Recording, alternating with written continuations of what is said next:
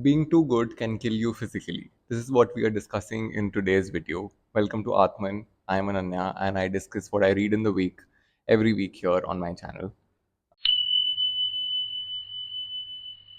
Today we are discussing something very, very important, yet something that doesn't draw our attention to itself.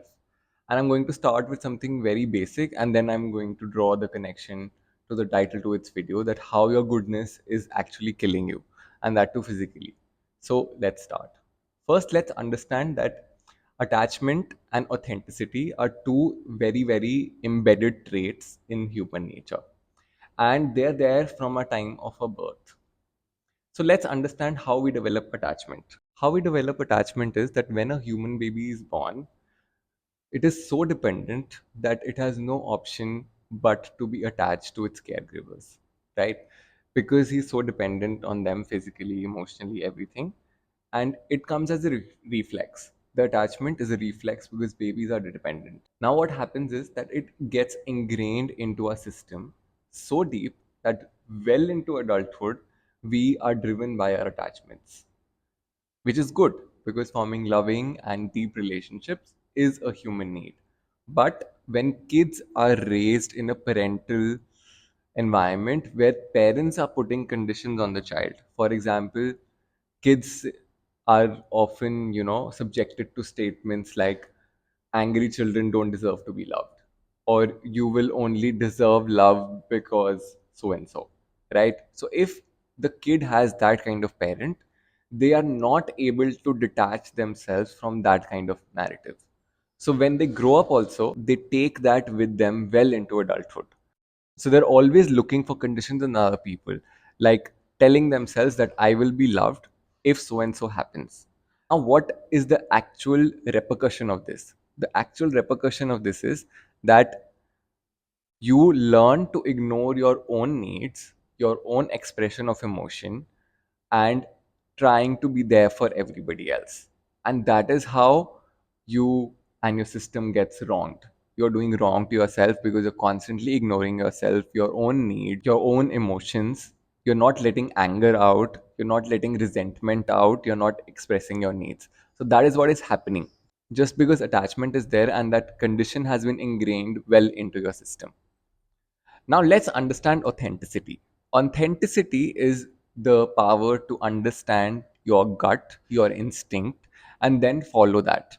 But because humans as children are so dependent on their parents and they're so deeply attached that the room for authenticity doesn't ever happen.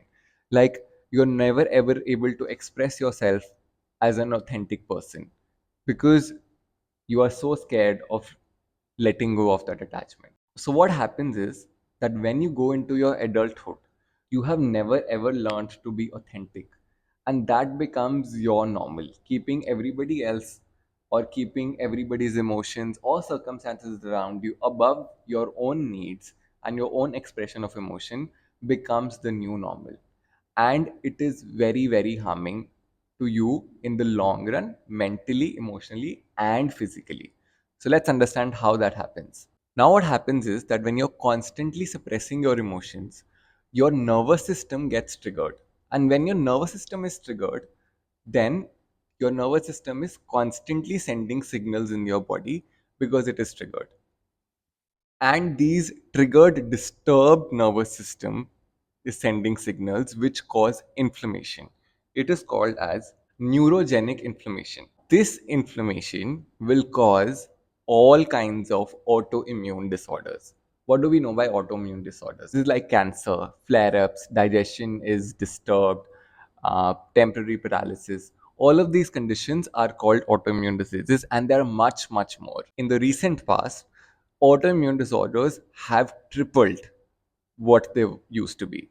That means that human bodies are constantly in a state of flare up. There's always inflammation going on. And in comparison to men, 70 to 80% of the patients of autoimmune disorders are women. That means that a lot of suppression or ignorance of their own needs is happening in that particular gender demographic. Now you might be wondering that what is the purpose of me discussing all of this so much in detail. Because if someone's already caught a disease, if someone's already, treating their cancer or something like that, then why do we need to understand this aspect of the disease or the pretext of the disease? It is only to understand the problem holistically so you can treat it better. Because if that doesn't happen, you might take a course of action that is not completely treating the entire problem. So, when we are trying to discuss this, we are not trying to blame the patient. We are not telling them that you are sick and it is your fault because you didn't learn to let go of your normal.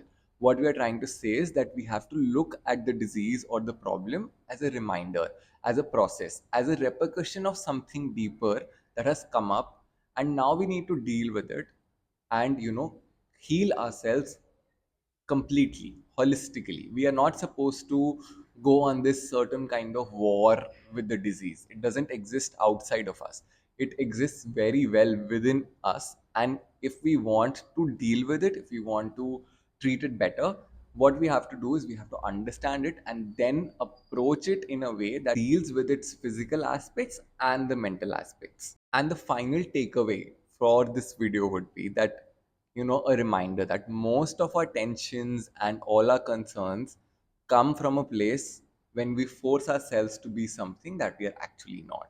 I think that is a great reminder to, keep asking yourself every day that, am I doing it for myself?